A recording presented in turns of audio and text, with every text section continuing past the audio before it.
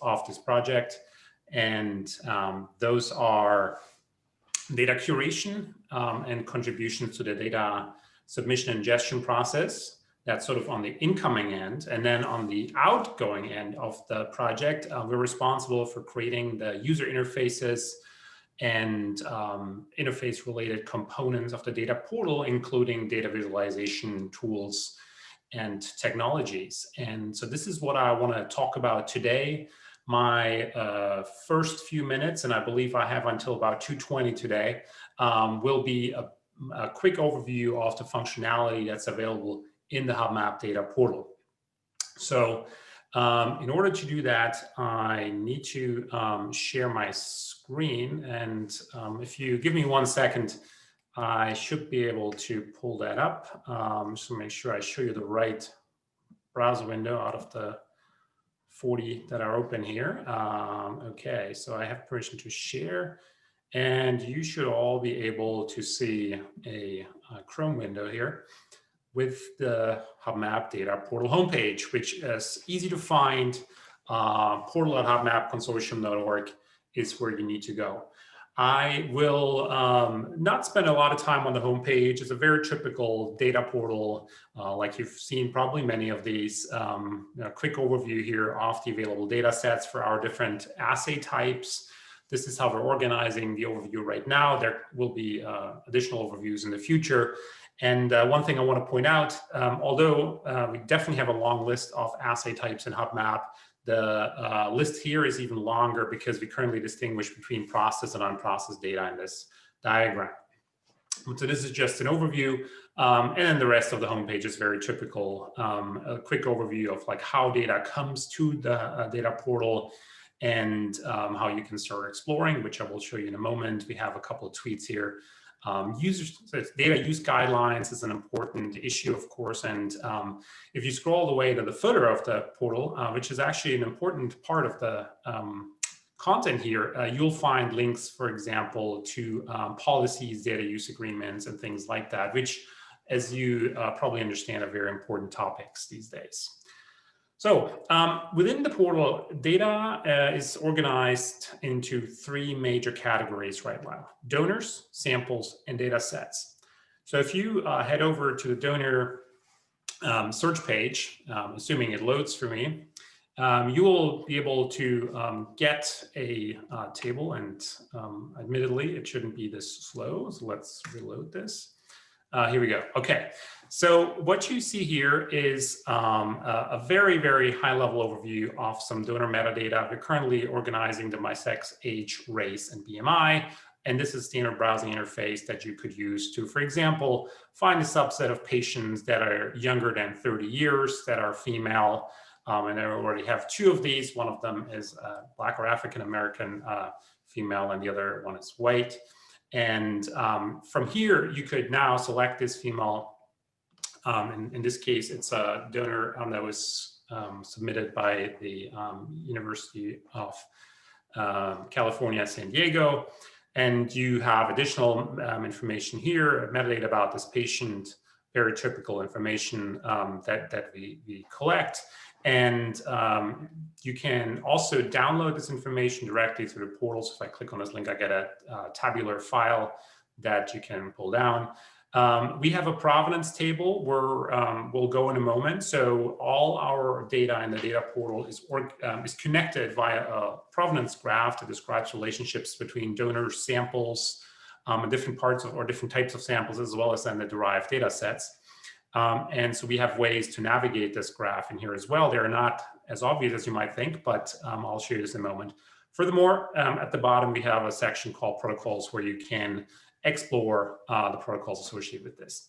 The provenance graph is visible here. This is only the path basically from the root to that donor that we're currently looking at, this one.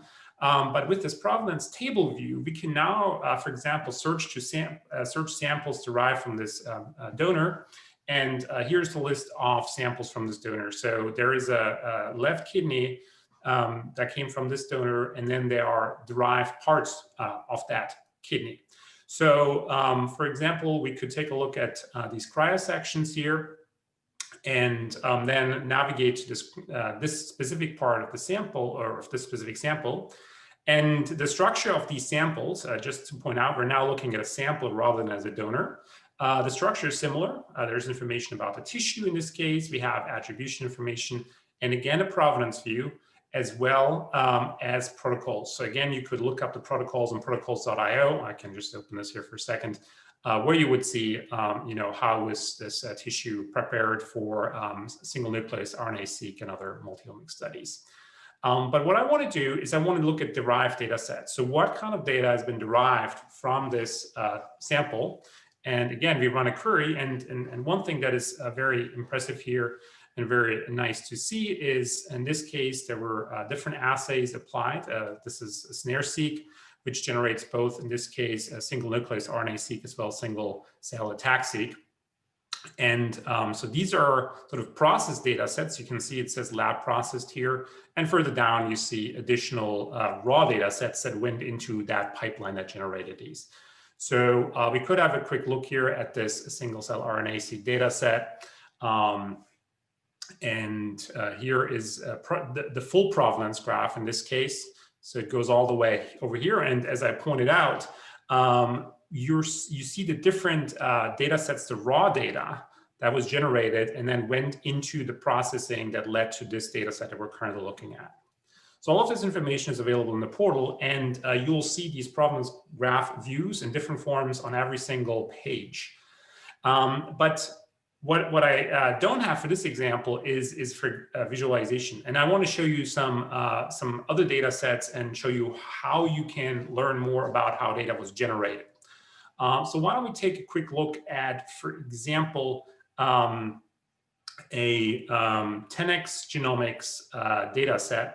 So for that, we need to look for single cell RNA-seq.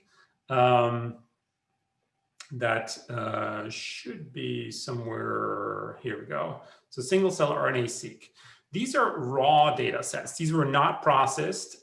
You see there's another option in the menu that says salmon. That means the salmon pipeline was applied to it, but this is something that Joseph will talk about later. Let's look at the raw data for a moment. There's some data from the University of Florida. For example, we could look at this thymus data set here and open this, and what you will see is there is a, again, an overview. You see the provenance, you can see where this data set came from. And then, because it's raw data, there's no visualization, but you see the metadata. So this is assay level metadata that tells us about how the assay was executed. Again, this is downloadable. Whenever you see like a button here in the top right corner of a section, that's sort of actions you can apply to these. And you know, you see the instrument, etc. We also have descriptions for the metadata in here. And then you could, in theory, if this was not raw sequencing data, you could also directly download it via Globus. In this case, we can't do this because I'm not logged in, as you can see.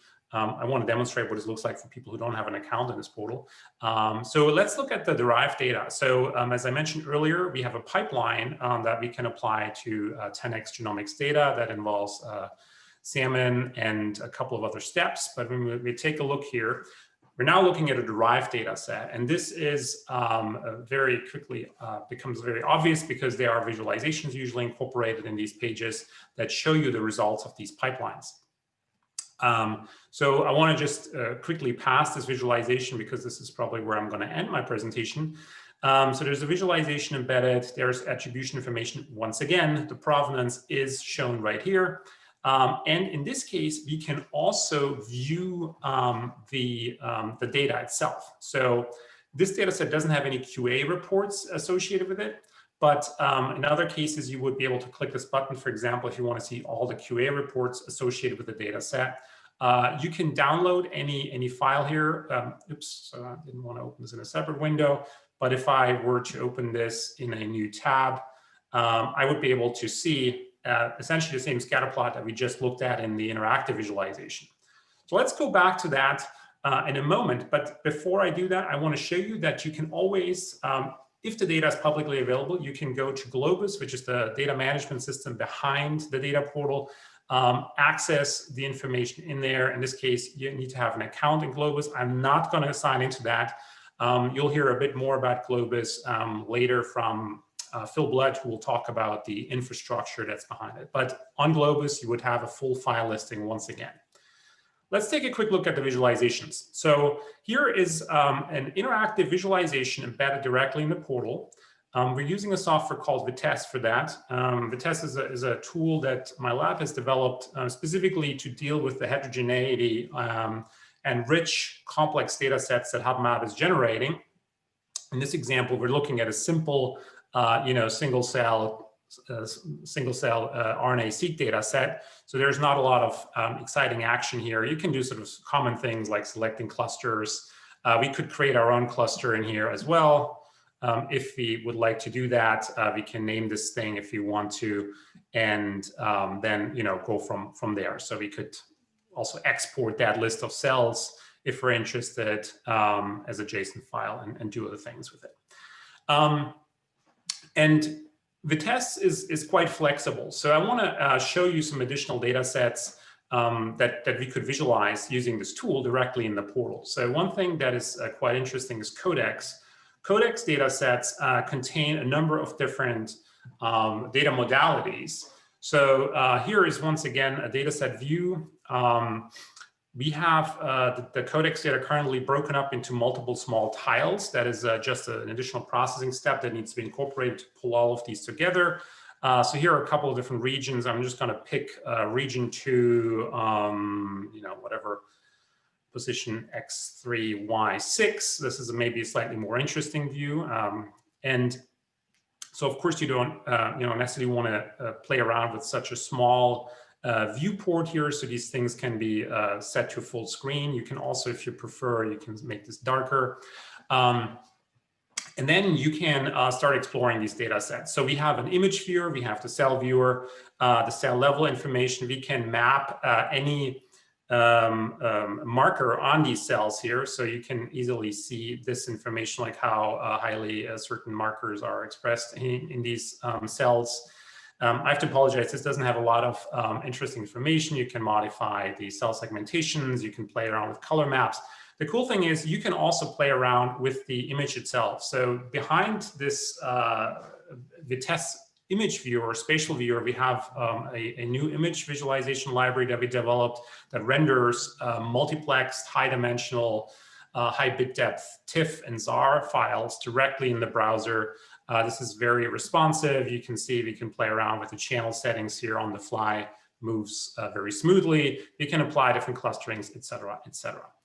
A fun thing you can do now, which is a new feature, is you can also share these visualizations. So if I wanted to share a link to this specific setup, to this, not to this page, but to exactly these settings as they are set up in the browser right now, I can share a link to this configuration of the visualization. So if you want to point something out to a colleague, instead of explaining to them what you did, you can share a link right to this view. I'm not going to demonstrate that because we're certainly running out of time. So I want to ask Robin to give me back the slides. There are a couple of more things I just briefly want to point out before wrapping up. So the one thing I wanted to talk about while the slides are coming up is new functionality that will be coming into the data portal in the next 6 months or so. We are working, we're working on integration of additional types of queries across our data. Right now, everything is based on metadata associated with donor samples or data sets. And we're also bringing new visualizations into the portal, for example, among many other things. So we have a couple new visualization types prepared. We also will support visualization across tissues, samples, or tissue samples or donors, so that you could pull together a whole combined data set that, for example, has different assay types in it. And so if you are able to go to the next slide, Robin, I want to just sorry, is that the order doesn't seem to be quite how I, one back, please. So we have, and okay, now I would now have to take the, can I reshare for a moment? I know we're a little bit over time, but I want to show this real quick.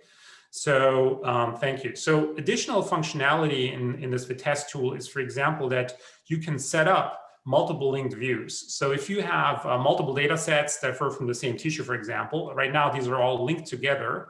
So we can compare them, for example. We could also stack them on top of each other. In this case, this was set up to compare 4 different data processing algorithms and to visually assess them, how well they work, and then we use this setup to choose one.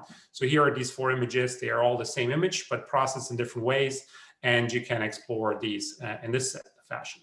Another thing that's coming to the portal very soon is this, which is single cell or single nucleus ATAC-seq in this case, where you have a genome-wide visualization of the clusters built right into Vitesse. So this is a genomic visualization tool called HiGlass that my team developed a couple of years ago that can give you a genome-wide visualization. And we just need to wait a moment here.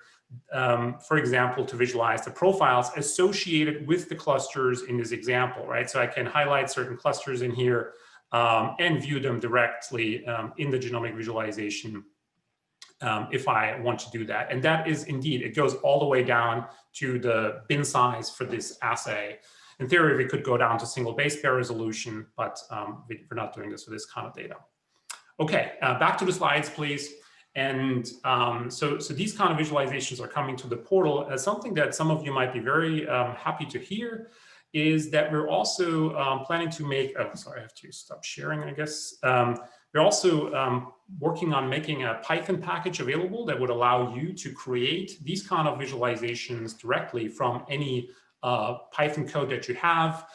This will include visualization of Vitesse view setups directly in Jupyter Notebooks, as well as exporting any of these things directly to an S3 bucket. The nice thing about Vitesse is it doesn't require a separate server, so all you need is a web server, and all data formats that are supported can be read directly via range requests, and you don't need to host a separate server.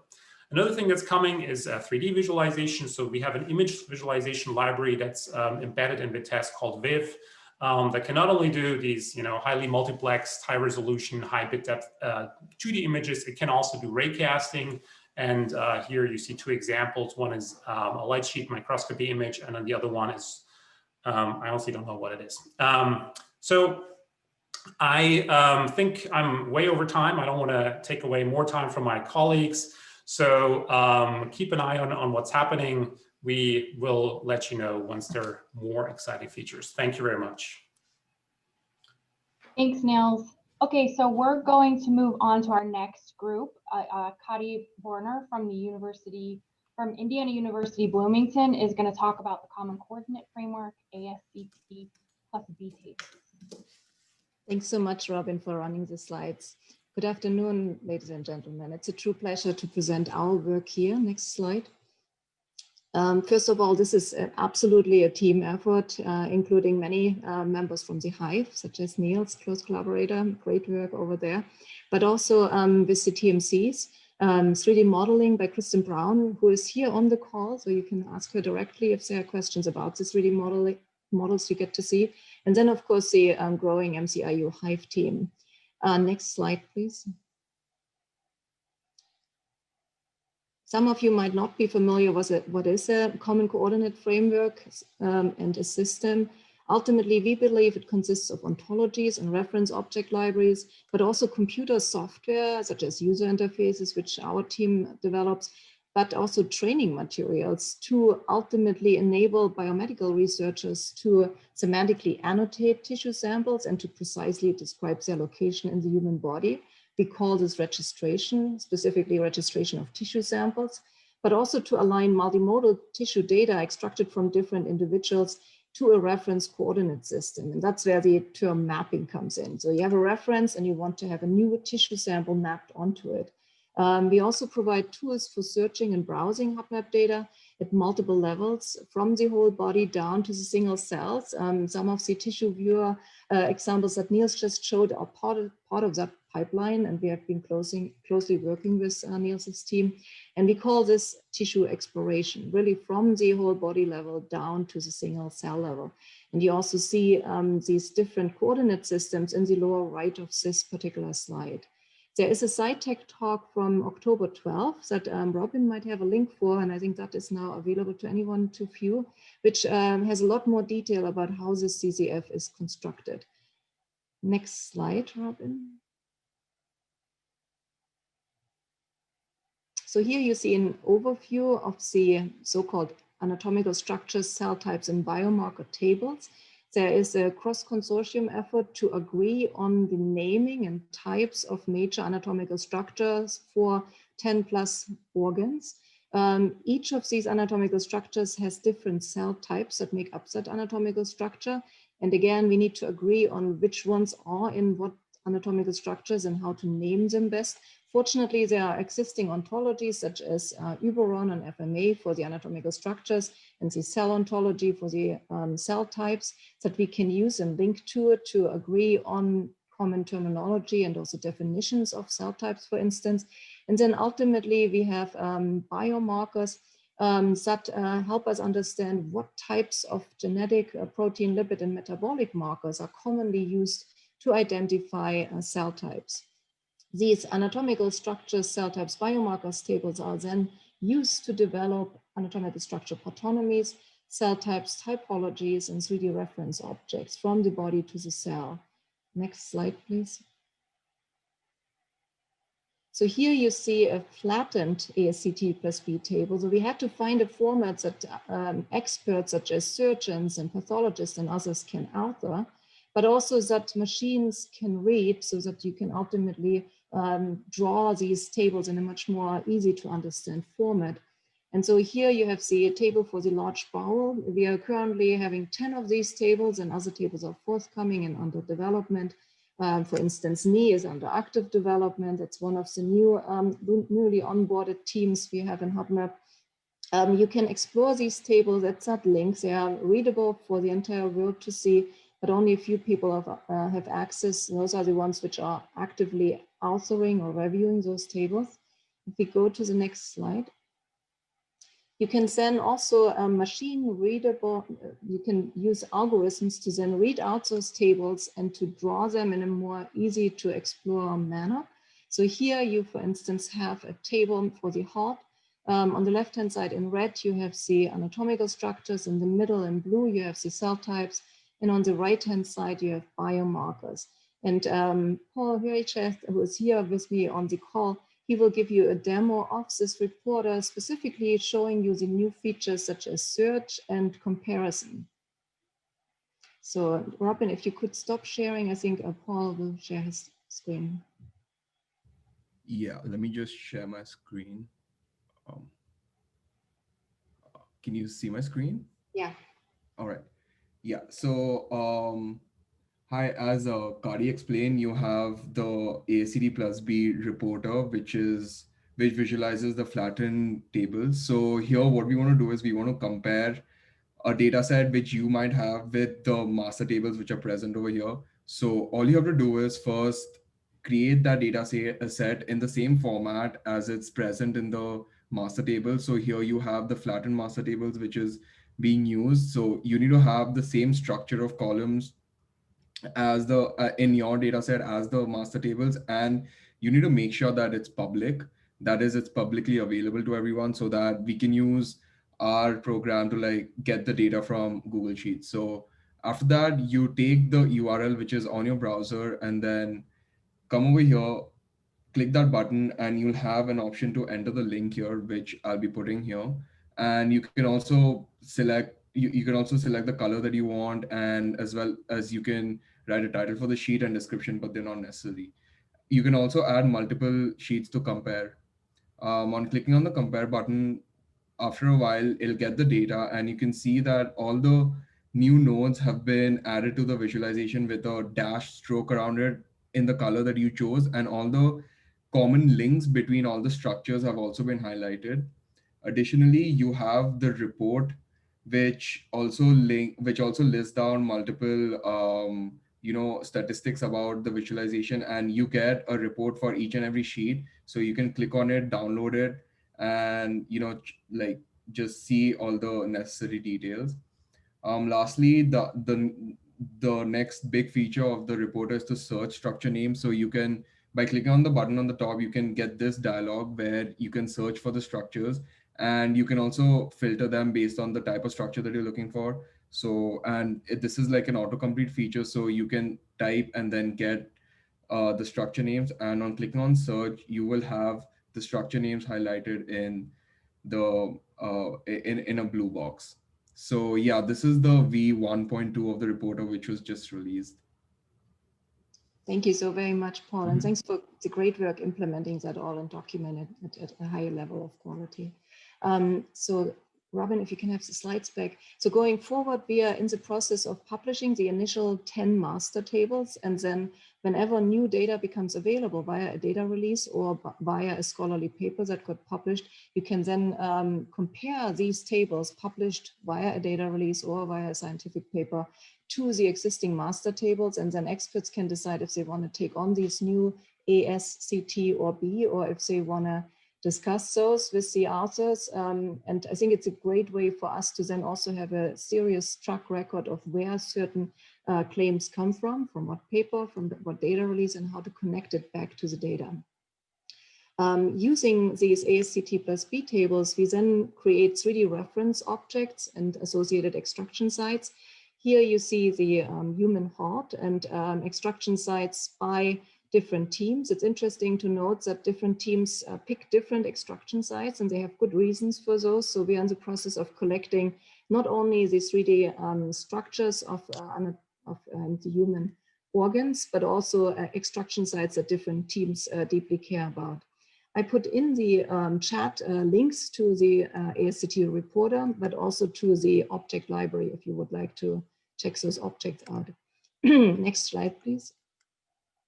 So here you see the registration user interface, which then uses the heart 3D reference organ and the extraction sites to make it possible for heart experts to register tissue blocks that they just extracted from human tissue.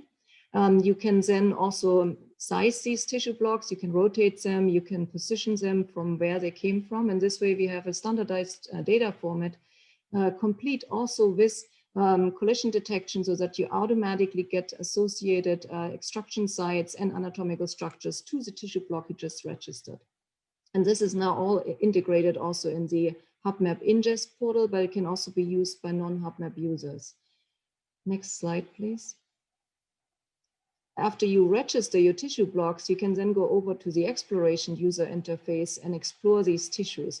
So here you can search for ontology terms in the top left. You can also zoom into the human body in the middle panel, and you can then start exploring the different assays that have been run for different tissue samples. And in some cases, you will go directly over to the tissue viewer that Niels just presented to you. Next slide, please. Last but not least, I wanted to make sure that all of you saw that there's a Hacking the Kidney HuBMAP hackathon, and it's part of the Kaggle competition website. If you have nothing else to do over Christmas, please come in and start hacking with everybody else. It's quite amazing to see so many teams. We now have almost 500 teams working on this, and there's a lot of really neat coding going on. So please come in and join us. Thank you all. Bye. Thanks, Kadi. Okay, so up next we have Rahul Satija from the New York Genome Center. So I think he's going to share his slide deck. So I'm going to stop sharing and take it away, Rahul. That's right. So hi, everyone. Hopefully you guys can hear me. Let me go ahead and start sharing here. All right, so I think we've heard some really wonderful presentations today about ways that you can look at the HuBMAP portal and explore data that was produced as part of the HuBMAP consortium. And what I want to tell you about today is actually slightly different. It's a tool that we've developed that enables you to interpret data that you yourself might have generated, but in the context of reference data sets that HuBMAP or other groups have generated. So it's a tool called Azimuth. So I'll tell you about this tool and then I'll show you a demo.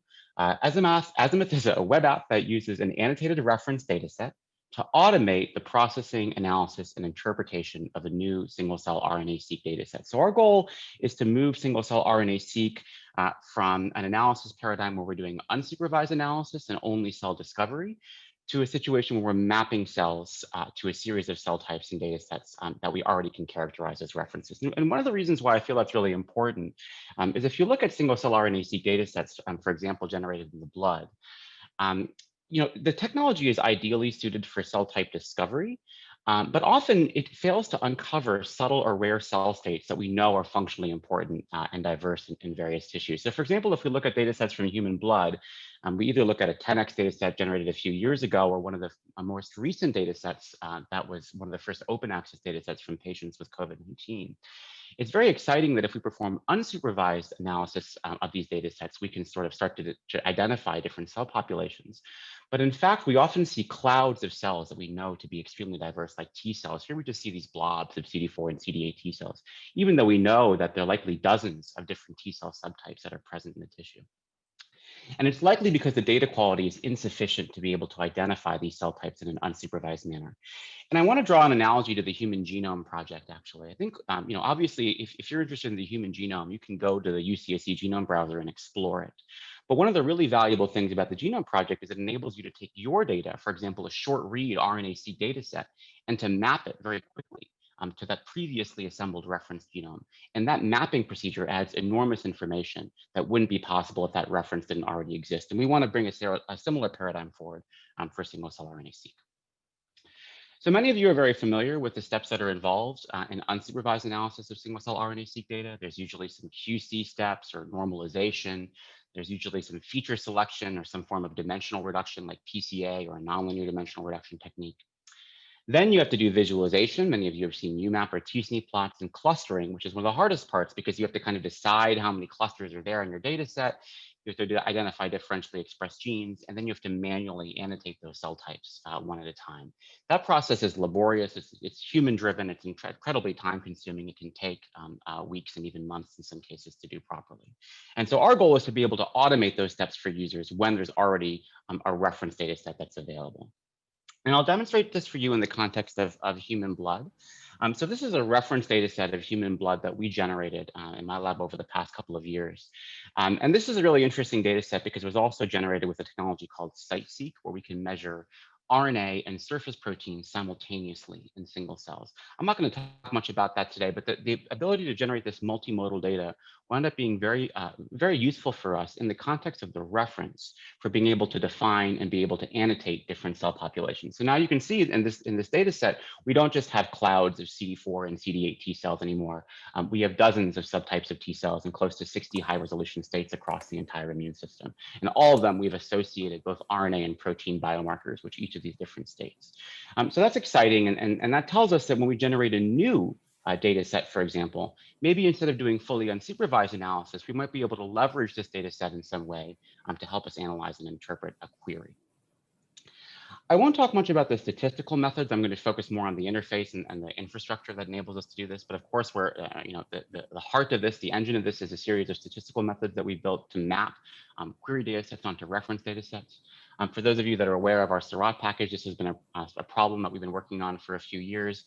In our most recent V4 update, we have a number of improvements, both to the accuracy of the method, but also very much in terms of the speed. That is a huge speed improvement over Seurat V3. And we also have the ability to map query cells onto a visualization that's been previously computed for the reference. So you can kind of keep the same visualization, which can often be very useful in interpreting new data sets. All right, so to make the challenge very concrete here, let's take this data set that I showed you a minute ago. This was the PBMC data set from patients with COVID-19, where we had these kind of blobs of cell types. And we were hoping that if we can map it onto our reference, we can see a greater degree of resolution. That's what I'm showing you here on the right. These are exactly the same data sets, but on the right, you're seeing what happens if we treat the problem as a supervised mapping problem. Now you can see that we see all the same populations of T cells, the same level of high resolution structure that we were able to say before. We can both visualize that, and for each of the cells, we've also transferred an annotation from our reference data set as well. So that winds up being quite powerful. And one of the reasons that's powerful is now we've projected all of the data sets, regardless of which patient or which disease state they come from, into a common space. So now, regardless of whether the cells came from patients with COVID or healthy controls, for each of our cell types and cell states, we can ask what's the difference in gene expression between disease and healthy. And also, what's the difference in cell abundance? And that's exactly the type of sort of query reference comparisons that we want to enable through this reference mapping framework. So I won't talk much about the biological results here. I'll just mention one sort of cool thing that we found. You can see here this population of mucosal associated invariant T cells, or MATE cells. That was actually a population that in the original publication wasn't detected. It was blended in with some of the other populations here. So they couldn't analyze how that population behaved in the context of disease. But because we're able to identify and annotate it with reference mapping, we could see that there was a very clear depletion of MATE cells between COVID and healthy patients. We actually reached out to the authors when we saw this result, and they were excited to help us validate it. It's been a wonderful collaboration with Catherine Blish's lab to validate that we do see this depletion of MATE cells in COVID patients using CyTOF. And that's both on the original cohort of samples and also on a broader cohort that we generated. So, when we saw this, we thought this is not something that we just want to do for one data set. We thought this was a tool that was really ideally suited for HuBMAP because it would enable users across the community to take their data sets and map them to references that were generated across the community. And so I want to show you the web infrastructure for how we do that. I'll show this all live. So hopefully this works. It's always a bit of a risk. So let me start to share my browser.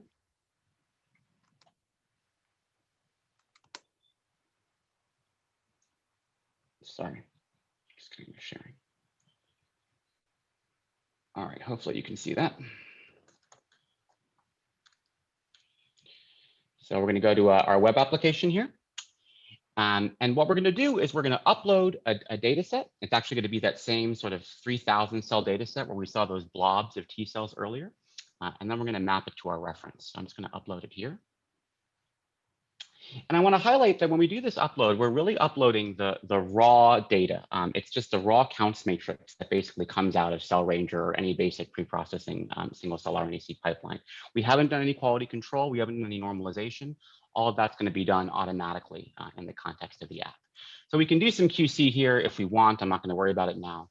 And then we can hit map our cells to reference.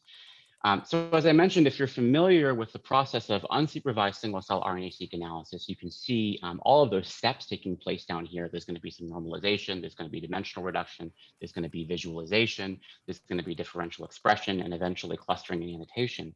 But all of this is going to proceed very quickly. This is going to take about 30 seconds to map this data set.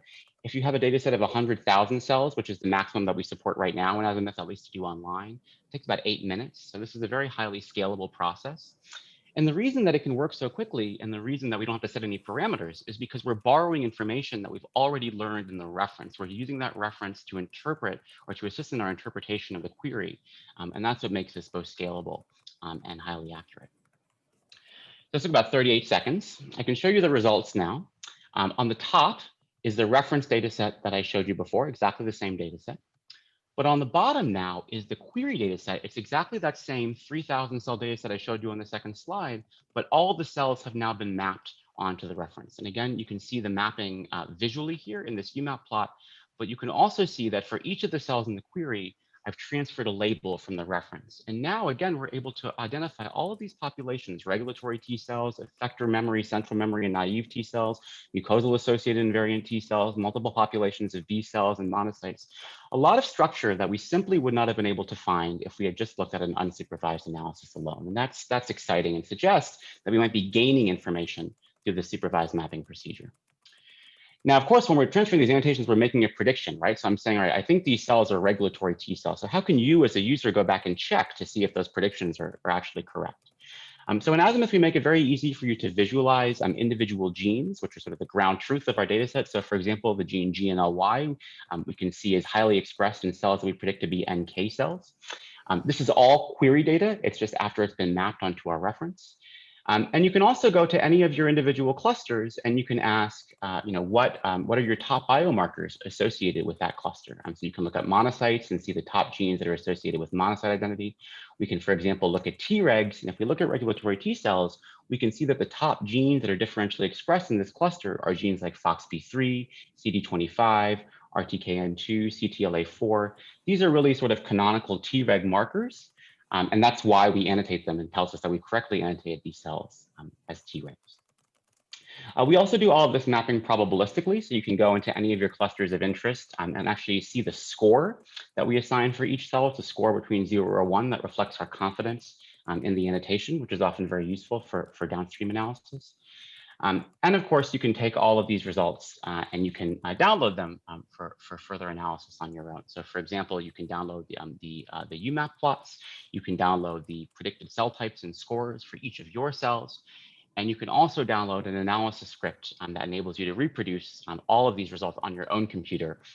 All of this compute is publicly available. You can do this for free, but if you want to be able to reproduce it on your own, we help you do that with our analysis script template here. So that's kind of an overview for right now, what's currently publicly available as part of Azimuth. The one requirement for all of this, of course, is that there is a reference data set that's been annotated that somebody has generated before. And so that is an important requirement, but that's, of course, there are so many consortia, in particular HuBMAP, that are generating these types of references in collaboration with many other groups across the community, that this provides us an opportunity to extend to many, many other tissues outside the blood as well. So for example, I'll just show you very briefly, we also have a version of Azimuth, which is not publicly available, but I'll show it to you here, which actually works in the context of the human brain. So this is looking at a reference that's been generated from the human cortex. Now, actually, in this case, this wasn't a reference that we actually generated. This was a reference that was generated by the Allen Brain Atlas with the 10x genomics technology. But in this demo here, what we've done is on top is the reference generated with 10x genomics. And on the bottom is a query data set that was generated also by the Allen, but using a different technology, using the SmartSeq2 or maybe SmartSeq4 sequencing technology, which is a very different way of generating single cell data. But nevertheless, we're able to very easily map this query data set with high sensitivity and specificity onto our reference. And again, we can go back and look at the expression of any of our genes of interest after mapping. We can look at the transferred annotations onto each of our query cells. And of course, we can also download these results for further downstream analysis. Okay, so that's just a quick overview of the app and what's available and where we're going. I'll just highlight a few things just at the end. Again, Azimuth can annotate up to 100,000 cells online. If you're willing to work in an R session, you can go significantly higher than that. So it is highly scalable. So this is the COVID data set that I showed you earlier. It takes about 2.5 minutes to map. And we are very excited to extend to a variety of tissues. So just to summarize, we think that supervised mapping to reference data sets is a fast and scalable way of analyzing single cell data. Since we've released the Azimuth tool in October of this year, we've mapped across the community, it's not our data, but more than 20 million cells for more than 1,000 users onto our reference. This is just for human blood. Obviously, this tool is accessible to anyone. You don't have to have any programming experience to be able to do this. We think this really improves the ability to annotate high resolution and rare subsets in your data set because of other reference data sets that the community has generated. We automate the process of biomarker discovery as well, and this is extendable to tissues across the human body. So we're excited to release a number of additional references early in the new year, also on HuBMAP infrastructure. This is a series of the references that we've currently built. We have references for the human brain, pancreas, spleen, kidney, bone marrow, liver, and thymus. We've also, in collaboration with the Allen, generated a reference for the mouse brain. Not all of these will appear on a HuBMAP infrastructure immediately, but we're excited to release them into the community. And in the meantime, if you're interested in trying some of these mapping results for yourself, you can check out cetijolab.org/azimuth to try out our reference mapping to human blood. Okay, thanks very much, and I will stop my sharing. Thanks, Raul. Okay, so our next speaker today is Ziv Bar-Joseph. He's from Carnegie Mellon University, and he's going to be talking a little bit about some pipelines. And Ziv, I think you mentioned that you'd prefer to share your slides today. That's correct. Yeah, I will show my slides.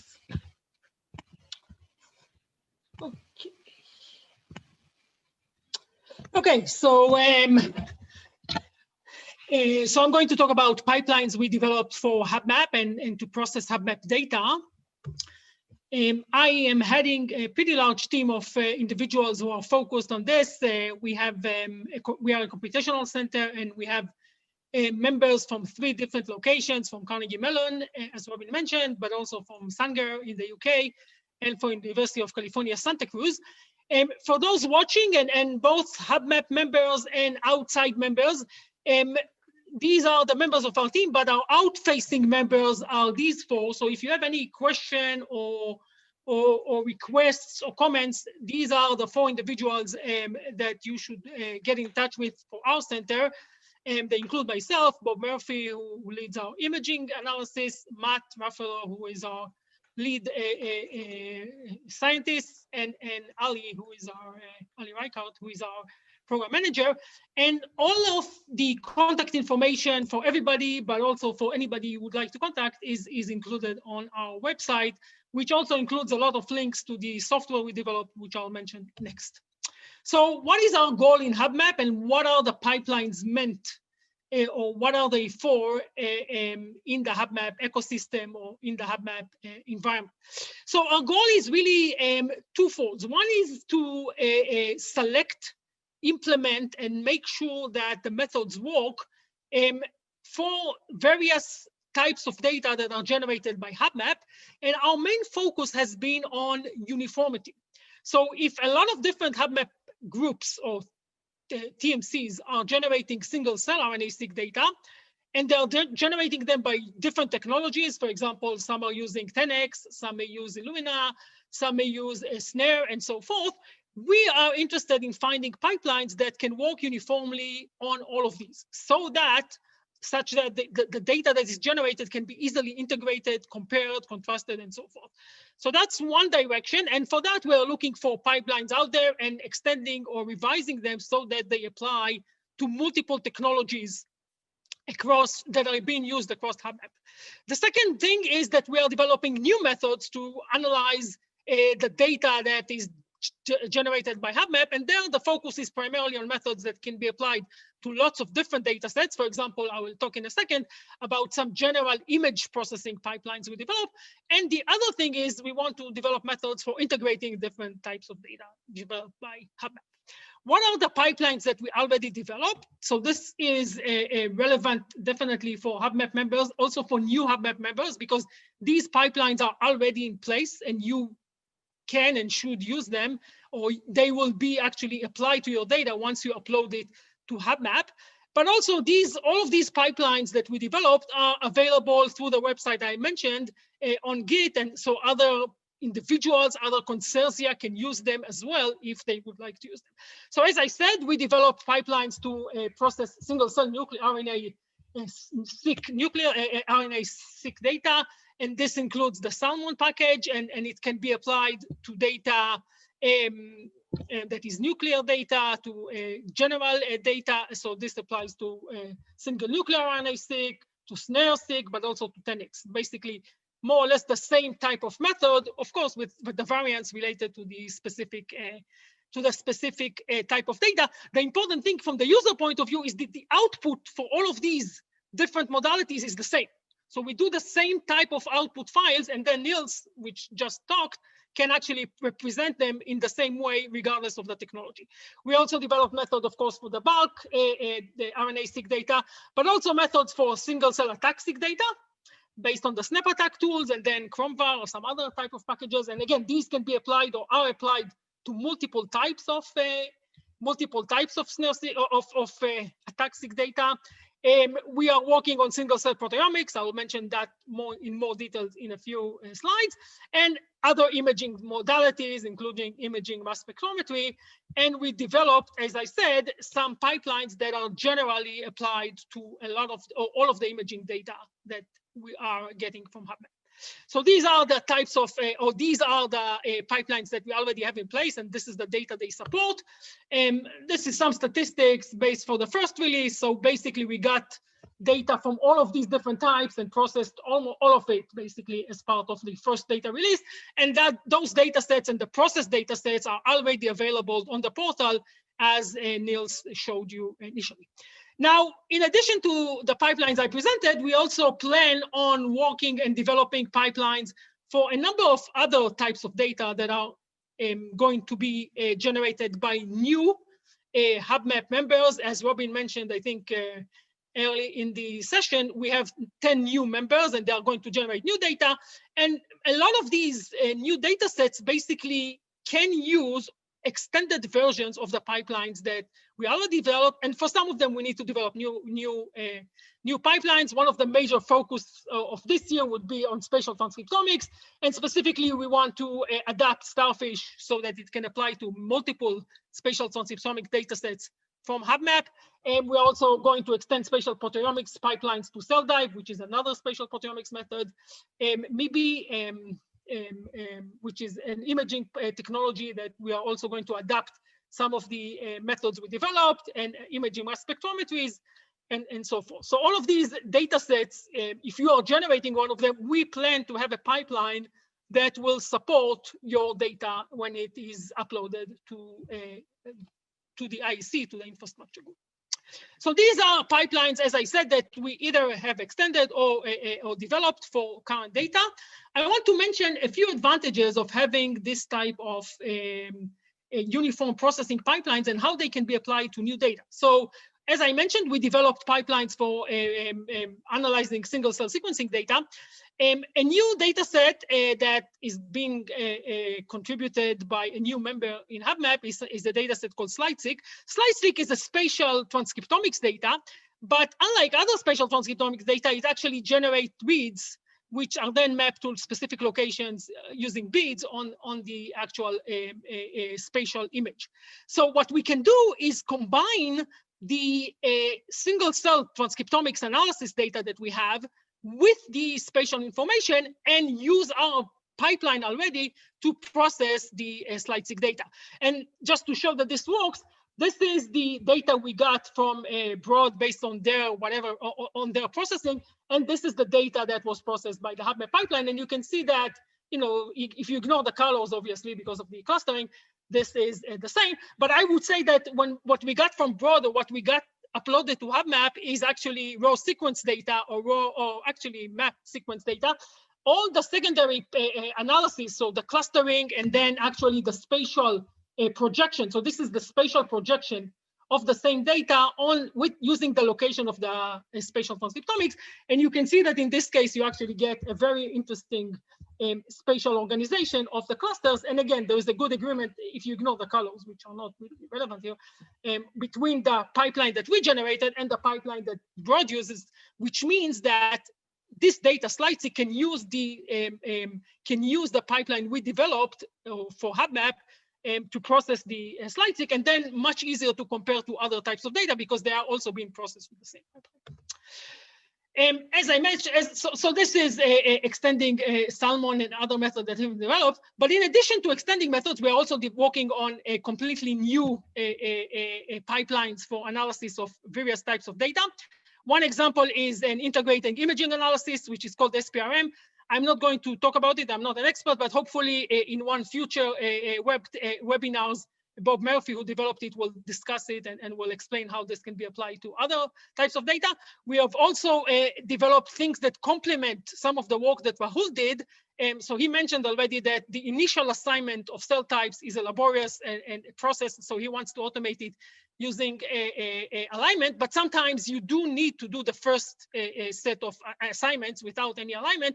And for that, we developed Cellar, which is a method, which is a tool that can help or aid researchers in assigning cell types to data. And I will show an example of using Cellar and using some of the image analysis methods that we developed to process codex data from a HuBMAP. And this is another method we developed, but now it takes a lot of the previous components that we developed to put them together to analyze a specific data type. So Codex, as was mentioned, is a spatial proteomics data set. In Codex, you actually profile the expression of a number of proteins. In this data set, it's around 20 proteins at the single cell level. For those who are familiar with spatial transcriptomics, I would say that the major difference, there's a lot of differences. Obviously, the number of proteins is different, but the number of cells in Codex data set is much, much larger usually than the one we get in spatial transcriptomics. Anyway, so this is the Codex data. You get basically a set of channels. Most of them represent the expression of a single protein. And also you get a channel for the nucleus. And one of the main challenges, or the first challenges in Codex analysis, is identifying, of course, the nucleus, but also segmenting the cells. Now, how do you segment cells? Generally speaking, you either extend the nuclear segmentation, which doesn't usually work well in practice, or you can take a member marker.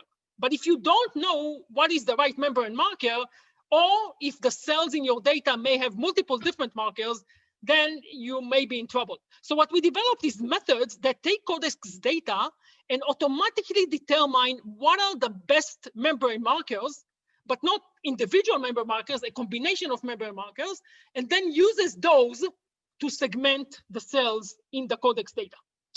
And this is done using various machine learning methods, and specifically it uses a deep neural network to train a supervised framework to identify the best the best member markers.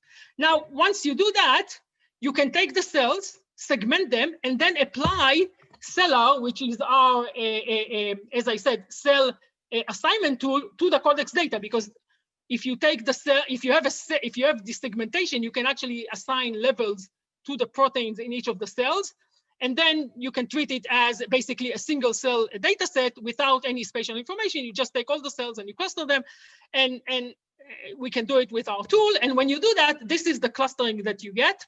So this is clustering of, in this case, it's a lymph data set with thousands of cells. And you can use, again, I won't go into the details of Cellar, but you can actually use Cellar to look at the at differentially expressed genes for each of these and for specific marker or potential markers.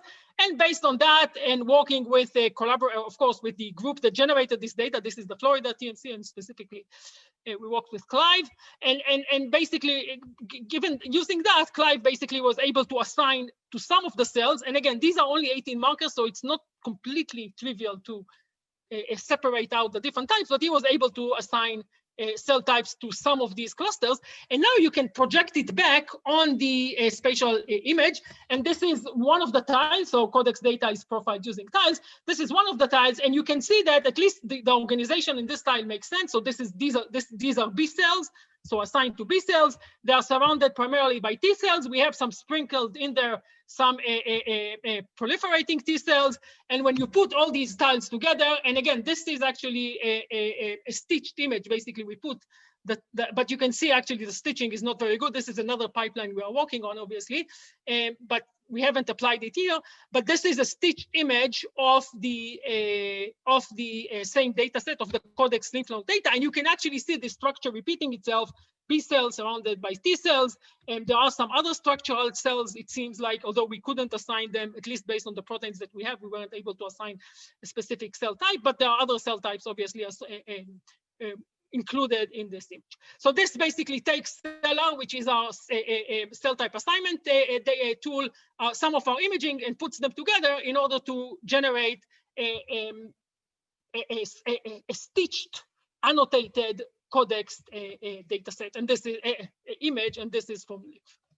Okay, so these are some of the pipelines that we develop, including, as I said, new and old.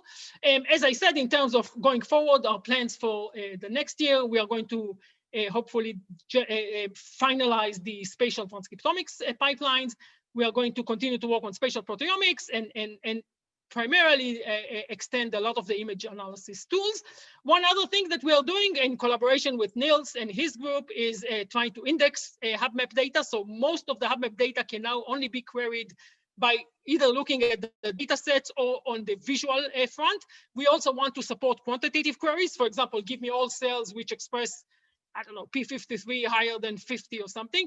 And these are things that we are working on, and they should be available through the HuBMAP portal soon, and a few other things about processing of data. One last plug that I will put in is that we're also, as a group, we are also in charge of evaluating different methods for HuBMAP.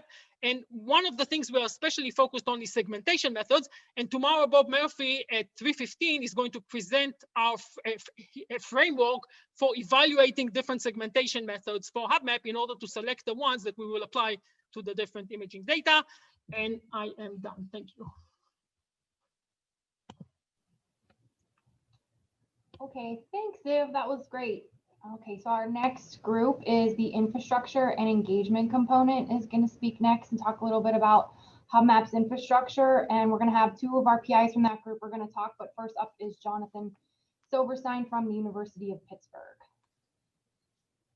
Okay, great. Thanks, Robin. So we have the interesting challenge amongst the Hive of making all of these various things that you just heard about come together in a coherent whole. And as you can imagine, it's quite a challenge across the metadata and the data and of all of the various different types, both the computation aspects as well as the coordinating aspects of bringing those all together. So this is, so I'm going to speak a little bit in more of an introductory way, given we have a lot of new partners and a lot of external people in this group. We wanted to clarify a bit about how the Hive works together. Phil and I are the two PIs for the infrastructure component. And this is a listing of the folks on our teams at Pittsburgh Supercomputing Center and in our group at the Department of Biomedical Informatics at the University of Pittsburgh. So why don't you go on to the next slide, Robin, thanks. So this is just kind of a look at some of the things that you've heard about, just to give a little bit of orientation after hearing all of those amazing visualizations. How in the world do we come together and work as a whole? And so the two major products are on the diagonals. One is the website, which really is about coordination and activity in the HuBMAP consortium overall on the top left, and the bottom right is the portal that you've seen from Niels, which is generated in the software that you've developed, but reading the data from the infrastructure and through APIs to generate all of the features and interactions. Then on the bottom left, you can see the components that you've just heard from that make up the Hive, and we work very closely on a regular, seemingly daily basis with all those. And then the fourth piece is the overall marker paper for the consortium overall. If you haven't seen that, it's worth a read. Okay, next slide.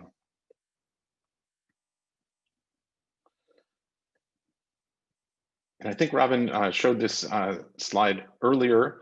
This is just representing the integration challenge that we have with both people and let's say products, whether those be data products or software products coming in from around the country and around the world. And we can go on because I think Robin showed this earlier today. Again, this has been shown in particular in Ziv's area, showing all of the different things that are coming in that are represented in the portal already today. And so we can move on from that. Here's a visualization of that we found particularly compelling. And what's interesting about this visualization is that it is reading from the provenance database. So we support a large Neo4j database that brings in all of these different registrations of organs and tissue specimens and data sets and data about them into metadata.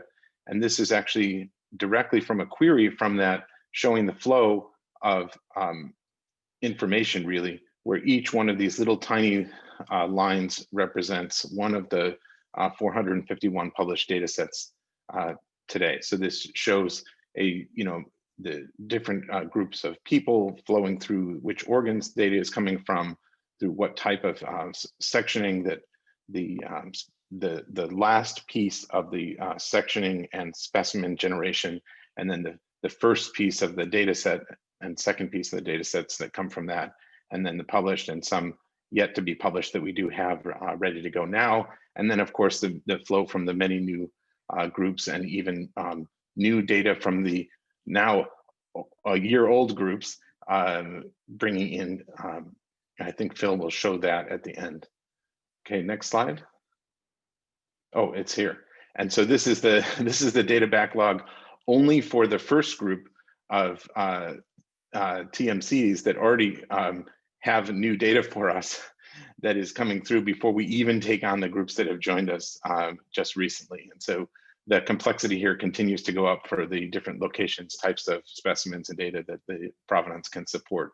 And so we're quite pleased that we chose a very flexible approach to the infrastructure and the data infrastructure in a provenance graph that could then expand and account for all of these interactions.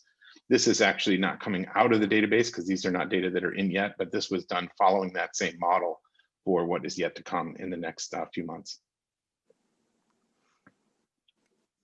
So I want to move on to, I think Phil is going to be taking over from here. The slide numbering changed a bit, so I'm not 100% sure if he was going to have me describe this slide or he was going to start here, but I'll say a bit about it and then Phil will say a little more and we'll turn over to him. So the key thing that we really wanted to articulate is the breadth and depth of what we're doing to support all these different pieces.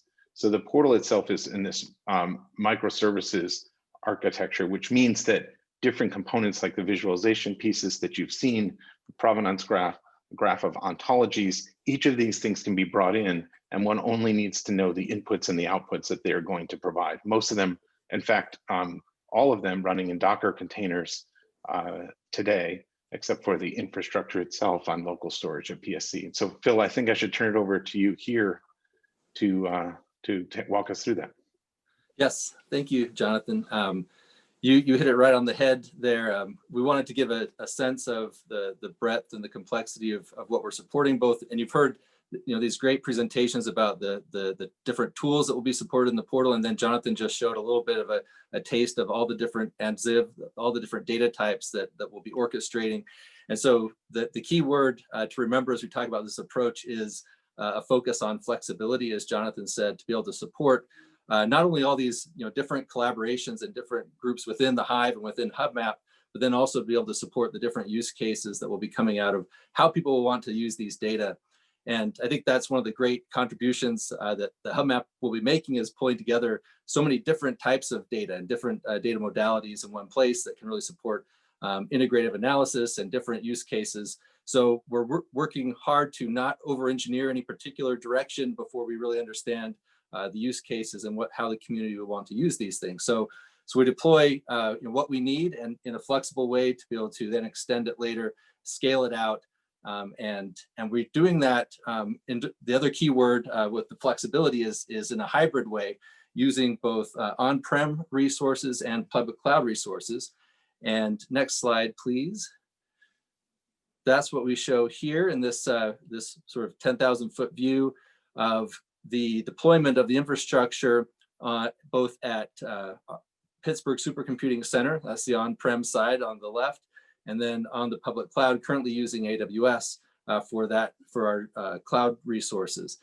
And so I'll go into each one of these, but a key here is that we have APIs that communicate between these different these deployments, the services deployed on each of these sites, and data movement and authentication and authorization across all of these resources is managed through Globus. Next slide.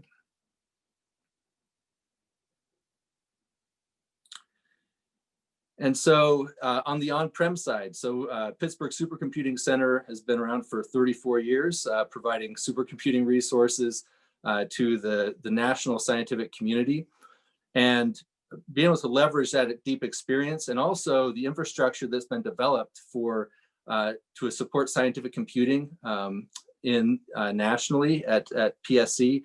There's resources available there that are already funded that are free for research use to anyone in the US and also their international collaborators.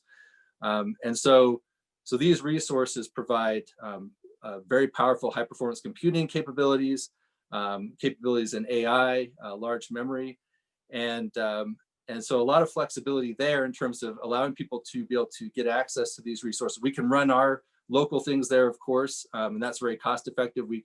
It's very cost effective for storage. We can store many petabytes of data there, very low cost and very high scalability and performance. And so we can really leverage all these things we developed over the past 3 decades on the on-prem resources, including this engagement with the user community and the accessibility to the user community, and then bring that together with cloud resources. So if you want to go to the next slide, so I'll just talk briefly. This is just a highlight of some of these resources that we have currently and will be deploying over the next few months at PSC, which, as I mentioned, there's very, very large scalable resources for AI and machine learning. There's large memory and various different tiers of storage to be able to really have a lot of flexibility, again, for all the different types of workflows that people might want to do using the HuBMAP data, and that we'll be doing internally to process those data initially. Next slide. And we also get to have hardware there that you're not going to find in the cloud for at least anytime soon. This is a really groundbreaking technology, making a lot of waves in AI and high performance computing. This is we're deploying a system in over the next few months called NeoCortex. It's based on this groundbreaking hardware from Cerebras with a single wafer with 400,000 cores, and there will be a couple of these at PSC together with other infrastructure to be able to feed data to these and really accelerate the potential very large AI and machine learning applications beyond anything that we've seen heretofore. So we'll have access to these kinds of things as well with the on-prem infrastructure. Next slide. And then on the public cloud side, there are things that the public cloud is just better at. High availability for some of the core services. And then also there's a lot of work being done in the cloud. Other consortia, other NIH groups, others being funded through the Common Fund like we are, have a lot of data up in the cloud, and sometimes it's not easy to move those data around. And so we have our resources in the cloud, both for those cloud advantages for the services that will work best there, and then also to be able to have that interoperability with other consortia so that we can bring HuBMAP data to them. And a key principle here is that we will not be, we will avoid pulling data out of cloud whenever we can. So to avoid the charges that are associated with that, but we can put HuBMAP data up there so that others can use it with their own data that's already in the cloud. And then those HuBMAP data they can keep them or they can go away. And we're not pulling a lot of data back. And also we'll be leveraging cloud for offsite backup for high resiliency and disaster recovery. Next slide. So this is then the full overview here of the microservices architecture. The globe up in at the top is the internet, and people are coming in and accessing these services, again, being authenticated through Globus. This leverages their own institutional sign-in. And then we have their identity, and we can, for those who have to sign in, there's also, as Neil's demonstrated, there's most of the functionality, almost everything is available without any sort of sign-in. But for when we need sign-in, when we need authentication for, say, protected data, then we manage this through Globus, or for consortium members who have access to data that's not yet published. We can manage that through, Globus along with the data transfer. And so either through users interacting over the internet that access the ingest user interface or the portal user interface, they come in that way. And then, but also requests are sent to the API to the API gateways on-prem or in the cloud, and that will then trigger, say, data ingest through the ingest API, which is locally on-prem. For the close, efficient mounting of the local file store at PSC, and then data ingest is triggered through that ingest API, communicating with these other APIs and databases that are hosted in the cloud. Next slide. And so we leverage multiple database technologies that are optimal for different use cases. For the large file store that's on-prem, at PSC, we have Lustre, a parallel high-performance file system that serves those data to the portal, and also stores and hosts the data and where it can be transferred anywhere that needs to go, either through the portal or and through Globus. Also, we're leveraging Neo4j extensively. This is the source of truth database where everything goes, and then other services can pull data from Neo4j. So this is especially important for metadata and provenance and for keeping track of ontology information.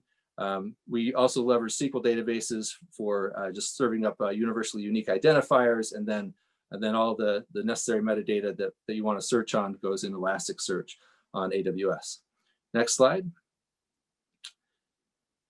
And so, so this describes these APIs in a little bit more detail. Again, ingest APIs about writing data and metadata to HuBMAP, both during ingestion or when TMCs upload data and contribute data and metadata, and then when we run pipelines and create derived data sets, This is driving that process, and APIs for obtaining those UUIDs, for then doing the searching on the Elasticsearch database, and also serving up the entities with all the provenance information like we have on the right. They're demonstrated where we have the hierarchical provenance graph with different entity types, donors and samples and data sets that are tracked in that Neo4j database. And then also developing an ontology API that will leverage Neo4j as well to allow this cross-referencing across biomedical vocabulary systems. Next slide. And so this is a little bit closer view of, again, some of the access to the ingest API and the processing that, as I mentioned, comes through Globus Auth. And this is these pipelines. So when users are uploading data and then data needs to be processed, this is triggered through the Airflow system, which I'm going to describe on the next slide as I'm running out of time here. We'll just keep rolling here. Okay, here it is. So we're leveraging, again, wherever we can, open source and software that's already available and does good job at the uses that we require.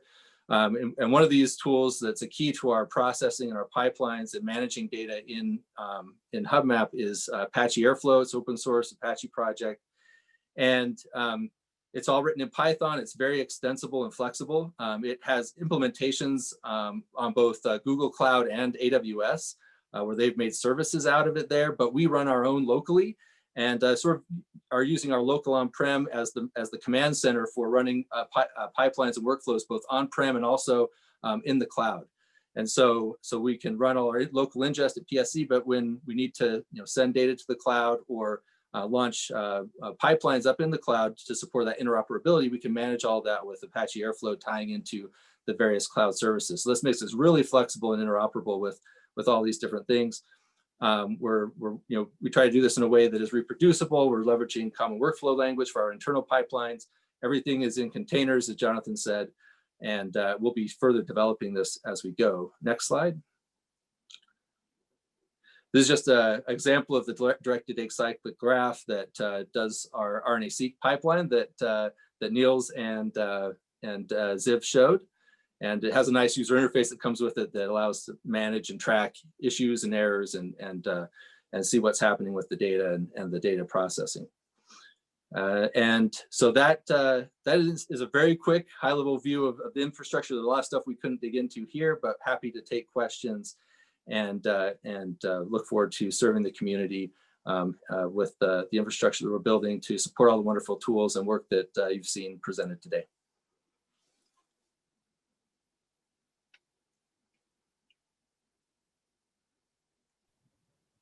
Thanks, Phil. So it looks like there's been a lot of great conversation and questions being posed in the chat. We have a couple of minutes here before Mike Snyder takes over and has the opportunity to tell us a little bit about some of our data within HuBMAP. But I wanted to give everyone an opportunity if there were any questions that had come up that maybe haven't been posed or answered within the chat. If anybody had any questions, we have a couple of minutes here to address those if there are any.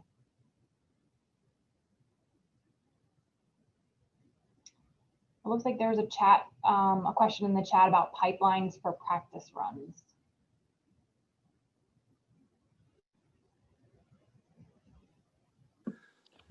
So I'm not sure if that goes to Ziv or to me. I guess maybe a little context on pipelines.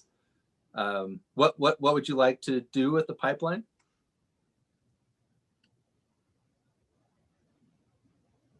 Oh, sorry. So for example, we kind of want to run a single cell RNA-seq. We haven't created them yet, okay, but we are going to, but to be prepared, we'd like to test out your pipeline with some publicly available information that we have. Okay, just try to run the practice run. Now, sure. I think earlier, Jeev mentioned that if it is uploaded, it can process it, but I do not mean that we're going to upload this. It's just to try to learn this process and as well as your framework. Again, I see there's lots involved here. That's my question.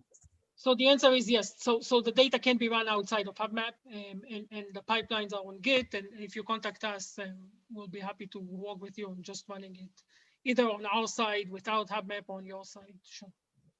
Okay, that's great. Thank you. And just to clarify, when you upload your data, you won't have to deal with all that complexity that I just showed.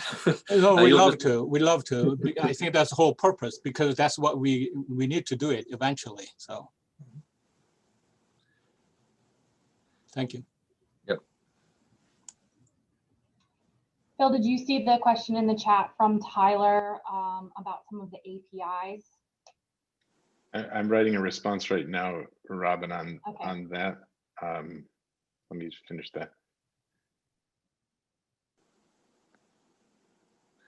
Well, while we wait for Jonathan to drop that in the chat, does anybody else have any other questions they wanted to ask while we have a little bit of time here? And I just do want to clarify though on that last point that right now when data is submitted, then we'll handle all that. That the stuff that I was showing, that's all things that we run internally as the IAC and the Hive. We can take care of all that processing, and people just submit their data. Now, of course, it's an interactive thing, and we're working on ways to expose that so that people could run that if they really wanted to, run it through our system. Right now, we're the ones that do that, but if there's a demand for that, and also we are actually working on that use case right now of opening that up to allow people to use the actual, say Airflow system and run things through the pipelines that way. But Phil, let me just say that we usually don't publish data without asking the contributor first to look at it. So it's not like NIST is going to put it out. Once you submit it, it runs to our pipe, we put it out, that's it. You can't, no, we always ask you to take a look before and basically verify that this is what you were that's what you thought should happen. And then, yeah. Exactly. Yeah, it's a very interactive process. Lots of communication happening, lots of back and forth. Just you don't have to touch the technical tools on our side unless you really want to and play around with those. And then that's something we can make available. Not necessarily right now, but we're working towards making that available in a way that people could play with those if they want. But that part is not necessary. I think it's worthwhile saying, just to underscore what Ziv said, and Phil also, it's a very engaged interactive process with the final approval that a data set is ready for publication. And so if you look at the chat and some of the things I said about the provenance graph, there's a whole piece of that relates to data having been ingested, verifying the metadata. There's handiwork that we didn't even talk about that goes on in Nils group, looking at the metadata very carefully, often by hand, getting that coordinated amongst multiple groups that are doing the same pipeline and figuring out how the processing will be done in what are called assay groups, then processing through that whole pipeline, and then again, giving folks the opportunity in a version of the portal, if you will. It's really the exact same code running in the exact same place, but with different access constraints. One can then see the data that's going to get public, and then once that's approved by a TMC, we actually push a button for that data set in the back end of the provenance datagraph, and it carries through that whole scale of provenance from that data set on all the way up through the specimens to the donor to say all of this information is now gets a published flag, and then it appears in the portal. So I think there's quite a few steps here that we're not showing in order to get through things quickly, and I think that's a really critically important theme. And one of the pressure on us is to continue to document more and more what those processes are as they stabilize and are done less and less by hand.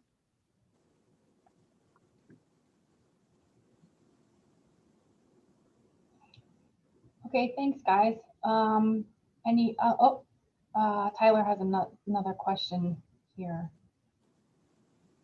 Looks like for Kadi, perhaps. I think this one's for me mostly. Okay.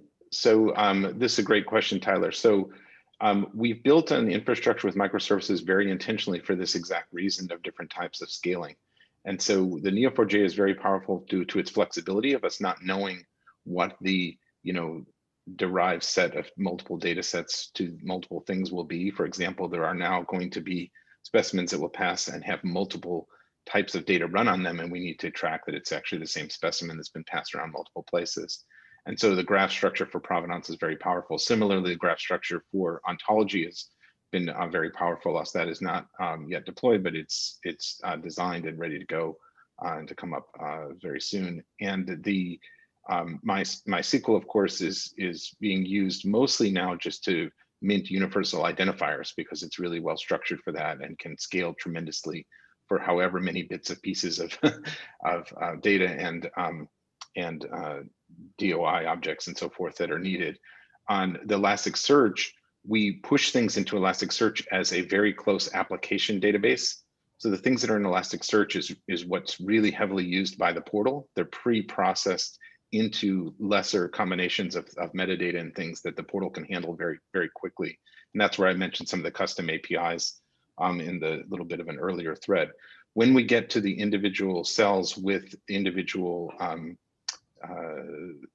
spatial information that rolls all the way up with that additional spatial information, we do anticipate that that will be separately in relational format. However, we have done the testing, and it does turn out that by using the properties on Neo4j, we could go all the way up and leave those properties sitting on the individual things. It's just the concern there would be the spatial calculations of one to the next to the next. Neo4j has opportunities to do that over geolocation and can handle spatial on geolocation very well, but handling it on volumetric spatial location, it's a little less clear. So I think we probably will go to relational for that, and that is generally the format that that Ziv's group is using for all the indexing that they're doing today. So these very, very large indexes, to your point, will likely sit in formats that are typical, handling billions of rows.